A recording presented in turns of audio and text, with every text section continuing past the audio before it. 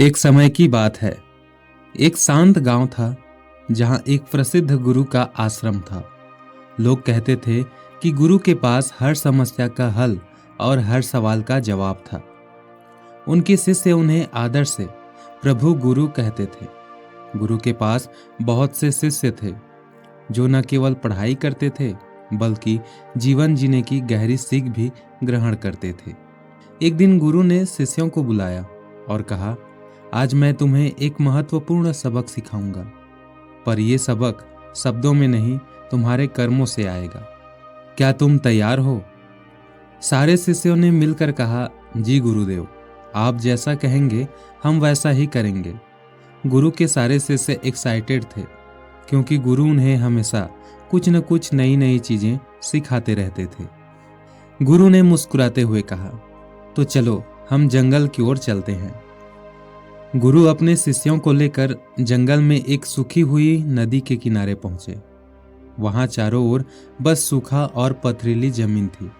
गुरु ने अपनी छड़ी जमीन पर टिकाते हुए कहा, यहां एक लंबा तालाब खोदो।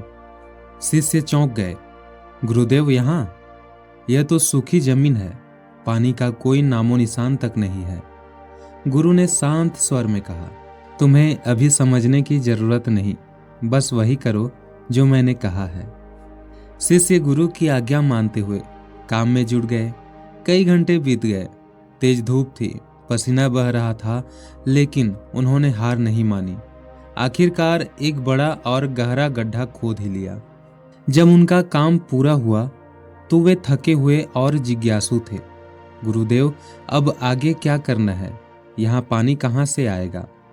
गुरु ने केवल इतना कहा, अब इसे छोड़ दो और आश्रम लौट चलो। समय बीतता गया, महीने गुजर गए। फिर आया बारिश का मौसम। आसमान में बादल गरजने लगे और भारी बारिश शुरू हो गई। वह सूखी नदी अब उफनने लगी थी।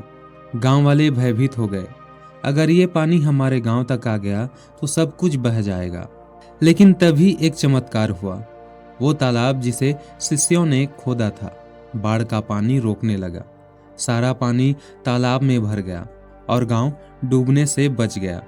गांव के लोग दौड़कर गुरु के पास पहुंचे। गुरुदेव, आपकी दूरदृष्टि ने हमारा जीवन बचा लिया।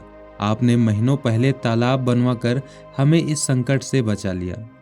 गुरु ने अपने शिष्यों की ओर देखा और कहा, याद है जब तुमने मुझसे पूछा था कि इस तालाब का क्या उपयोग होगा?